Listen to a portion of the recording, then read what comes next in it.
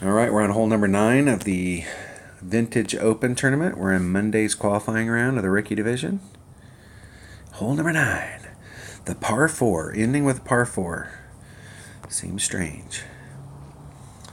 And this is a par 4 that a lot of people are not. This is a hard eagle. It's not. You can get eagle on this hole, but this is a birdie hole, and there's going to be a bunch of people that are going to end up getting pars. So this hole is going to eat a lot of people's lunches in the tournament, and it's going to ruin a lot of people's rounds at the very end. So it's real important that we just have a very consistent, nice and easy or a birdie here. Now you can easily shoot this with a katana. And there is a max overpower hook shot that you can do with a quarterback here that'll get you around the corner and get you into your long iron range instead of your wood range for your second shot. But I'm going to play this. You can play this with either one, a Titan or a katana. I think if you've got underdeveloped clubs, or if, the whole deal is you're bringing the second ball in case you short shoot your first one, because the second shot is all important, and I want to use that Guardian to go right straight onto the green. I don't want to be on the hillside. I don't want to be down by the sand. I don't want to be anywhere. I want to start off on the green and try and stay on the green. And so if you short shoot and you use a katana, you're going to be in a spot of bother. So in the tournament, it would be better. It doesn't hurt you to bring a little bit more power, but the first shot is really a layup shot. You're not having to put everything on it.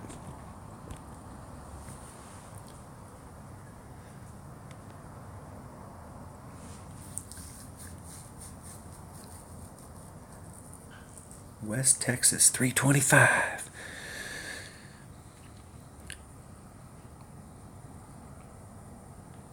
Gina goes first. Yeah, and this is a prime example here. You can see how far that ball goes to the left, just laying natural there. So putting on that side spin and putting on curl to get the ball to straighten out.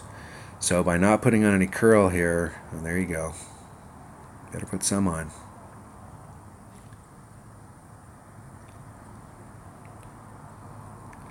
And watch the ball trajectory. It took a little bit of a bounce to the left there.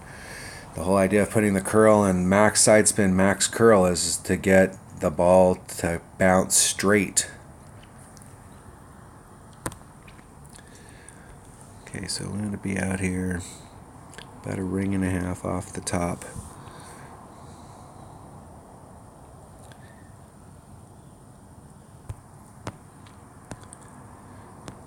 We're going to take the wind out, which is about a ring and a quarter.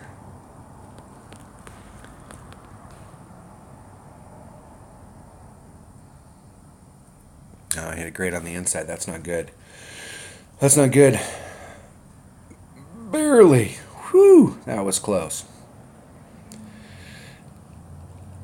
And I am trying to hit as close up there to the top as possible, but that was a little too close for even me. And I barely leave myself enough room on the top for a great.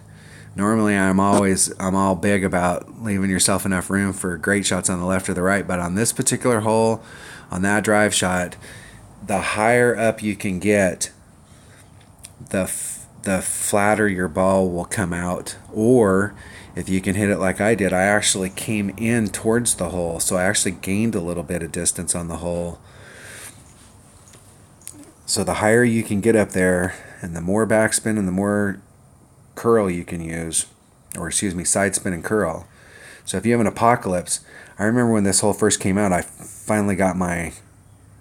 one of my accounts, I finally got my apocalypse to the point where it was just about even with my extra mile. And on this hole right here, it made a big difference. It was much, much easier to get around that corner. All right. Do maximum about that much. And I want to be just a titch right in that neighborhood. The Guardian doing minimum is 1-8. So it gives me 5. About a ring and a third. Now we just need to hit it perfect. I hit it great to the right, or excuse me, great to the left.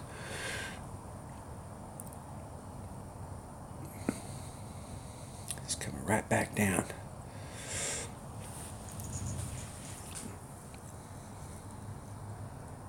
I don't know that I've had that much backsnow before. It's actually brought me back down to the bottom of the hole.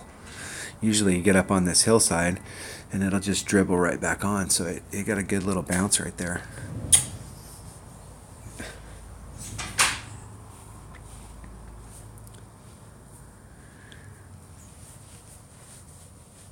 And I can't remember, I didn't look at the charts whether or not I could make this shot, so I'm going to miss it just to make sure we don't qualify today. But you get the general idea there. Is it much better to start off on the green than it is to deal with that hillside down there? I'm seeing a lot of people come in at it. Either they're not bringing a big enough ball, and this is all going to be dependent on your clubs. So if you get up in that area and you've got a 2-power ball and other people are hitting it, so when you're coming at it, I'm seeing a lot of people come at it from this hillside down here, and this hillside is so freaking steep that if you make any mistake whatsoever, you're going to be done.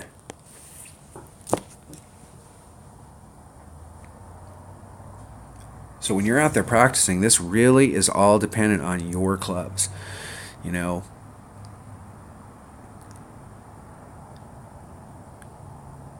if you've got lesser developed clubs, you're going to have to make up the difference with balls. If you've got higher developed clubs, you may be able to drop down to a lower ball, but you still have to have balls that have the right characteristics. They have that side spin. They have the wind that you're looking for.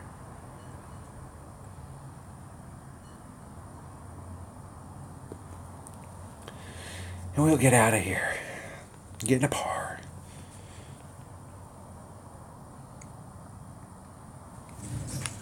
I've had really good luck on this hole ever since it came out. Partially is because I understand that if you hit it on that drive, if you're way up there at the top and that flattening of it out, I've played on enough real golf courses that you get that same effect.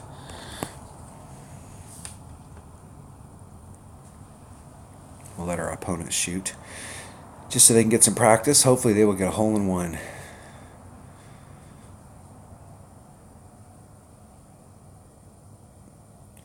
The last tournament, I don't like to play shootouts during tournaments because I don't want to waste my hole-in-ones. Last tournament, first time in probably 10 tournaments, I forgot, and I couldn't remember if we were playing that hole or not, and I didn't want to take the chance, so I went ahead and played it and got a hole-in-one on it, and it was the very next hole that we played. Don't like to play those shootouts. Hate getting hole-in-ones in shootouts. All right, that was hole number 9 of the Vintage Open. Let's see what the people up at the top are looking like. -12. Let's go through and count some holes here and see what we got. I think a -12 is probably, in the first hole right here, you got to get an eagle. So if I can get this first hole to load, there's -2. There's -3. There's -4, -5 with a serious chance for Albie. -6. -7, -8. -9. -9. -10. -11. No, -10. -11.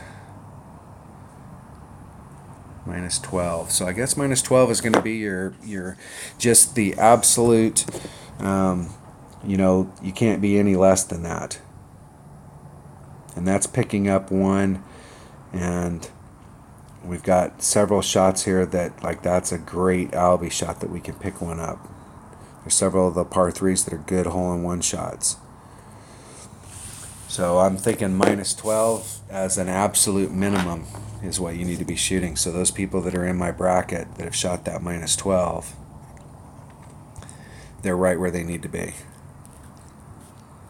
All right, that was the Vintage Open Tournament. It's Monday's qualifying round, using it for practice in the rookie division. Thanks for watching.